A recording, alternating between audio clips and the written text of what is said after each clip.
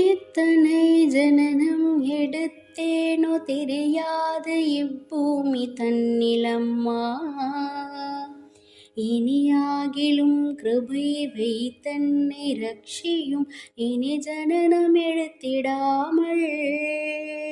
முக்தி தர வேண்டுமென்றுன்னையே தொழுது நான் முக்காலும் நம்பினேனே. முன்பின்னும் தோணாத மனிதரை போல நீ விழித்திருக்காதே அம்மா. வெற்றி பெற உன்மீதில் பக்தியாய் சொன்ன கதை விருத்தங்கள் 11 விருப்பமுடன் நீ கேட்டு அளித்திடும் செல்வத்தை விமலனார் ஏச போரார். அத்தனிட பாகத்தை விட்டு வந்தென்னரு குறைகளை தீரும் அம்மா.